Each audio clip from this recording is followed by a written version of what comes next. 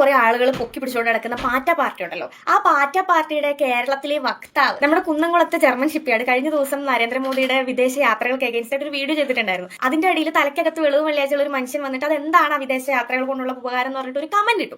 ആ കമന്റിന്റെ അടിയിൽ വന്നിട്ട് ആ മന്ദബുദ്ധി കമന്റ് ചെയ്തിരിക്കുക, പോകുന്നതിന്റെ ചെലവറിയാവോന്ന്.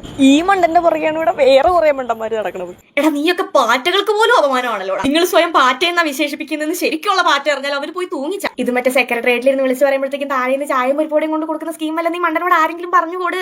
അല്ല എന്റെ ഭാഗത്ത് മിസ്റ്റേക്ക് ഉണ്ട്. ഇതൊക്കെ പറഞ്ഞാൽ മനസ്സിലാവാനുള്ള ഇച്ചിരിയെങ്കിലും ബുദ്ധിയുള്ളവന്മാരായിരുന്നു ഇവന്മാരെങ്കിൽ അങ്ങ് US ഇരുന്ന് കണ്ടവരുടെ കാശും വാങ്ങിച്ച് ഇങ്ങനെ ആട്ടുന്ന നൂലിനടി കിടന്ന് ഇവന്മാരൊന്നും ഇത്രയും നാളും ആടില്ലായിരുന്നല്ലോ. പണ്ടൊക്കെ റോക്കറ്റിനും സാറ്റലൈറ്റിനും ഒക്കെ വേണ്ടിയിട്ട് പൈസ മുടക്കി കഴിഞ്ഞിട്ടുണ്ടെങ്കിൽ ഇന്ത്യയിലെ ജനങ്ങളുടെ പട്ടിണി മാറും, അല്ലെങ്കിൽ വിദേശ രാജ്യങ്ങളിൽ നിന്ന് വെപ്പൺസ് വാങ്ങിച്ചു വെച്ചാൽ നമ്മുടെ പട്ടിണി മാറും എന്നൊക്കെ ചോദിക്കുന്ന കുറേ മണ്ടൻ കമ്മികൾ നമ്മുടെ നാട്ടിലുണ്ടായിരുന്നു. കാരണം അവരെ സംബന്ധിച്ചിടത്തോളം അവർക്ക് ഈ ജിയോ പൊളിറ്റിക്സോ അല്ലെങ്കിൽ ഇന്റർനാഷണൽ പൊളിറ്റിക്സ് ഒന്നും അറിയില്ലല്ലോ. പ്രത്യേകിച്ച് ഇന്ത്യയിലെ കമ്മ്യൂണിസ്റ്റുകാർക്ക് കുറച്ച് തുക്കട ഏരിയാസിൽ കിടന്ന് കളിച്ചിട്ടുള്ള അറിവല്ലേ ഉള്ളൂ. പക്ഷേ ഏകദേശം പഹൽഗാം ഇഷ്യൂനോട് കൂടി തലയ്ക്കകത്ത് ഇച്ചിരിയെങ്കിലും ബോധവും വെള്ളിയാഴ്ചയുള്ള കുറച്ച് പേർക്കെങ്കിലും ഇതിന്റെയൊക്കെ ആവശ്യകതകളെ പറ്റിയിട്ട് മനസ്സിലായിട്ടുണ്ടാവും. പക്ഷെ ഇന്നും അങ്ങനെയൊക്കെ ചോദിക്കുന്ന കുറെ മണ്ടന്മാരുണ്ടെന്നുള്ളത് വേറെ സത്യം. പക്ഷെ അതിനകത്ത് ഏറ്റവും രസകരമായ കാര്യം, ഈ 2026 ഇത്രയും ലിറ്ററസി ഉണ്ടെന്ന് പറയുന്ന കേരളത്തിലെ കുറെ ആളുകൾ നരേന്ദ്രമോദി നടത്തുന്ന വിദേശ യാത്രകൾ ടൂറായിട്ടാണ് കാണുന്നത്. കുറച്ചെങ്കിലും ഫുത്തി ഉണ്ടായിരുന്നെങ്കിൽ മന്ദഫുത്തി എന്നെങ്കിലും വിളിക്കായിരുന്നു. പക്ഷെ അത്ഭുതപ്പെടാനില്ല, പോക്കുറുച്ചികൾക്ക് ബ്രെയിൻ ഇല്ല എന്നുള്ള സത്യം നമ്മളും കൂടെ അംഗീകരിക്കണ്ടേ. വെറും 4 ദിവസം കൊണ്ട് ആ 75-കാരനായിട്ടുള്ള മനുഷ്യൻ 4 രാജ്യങ്ങളിൽ യാത്ര ചെയ്തുകൊണ്ട് ഇന്ത്യയുടെ വിദേശ ബന്ധത്തിൽ വളരെ ചരിത്രപരമായിട്ടുള്ള നേട്ടമാണ് സാധിച്ചെടുത്തിരിക്കുന്നത്. UAE സന്ദർശനത്തിലൂടെ 30 ദശലക്ഷം ബാരലായി എണ്ണ ശേഖരം വർദ്ധിപ്പിക്കാൻ പങ്കാളി. ഇന്ത്യൻ അടിസ്ഥാന സൗകര്യ വികസനത്തിന് $5 ബില്യൺ നിക്ഷേപം. LNG ഊർജ്ജ സുരക്ഷാ മേഖലകളിൽ ദീർഘകാല കരാറുകൾ.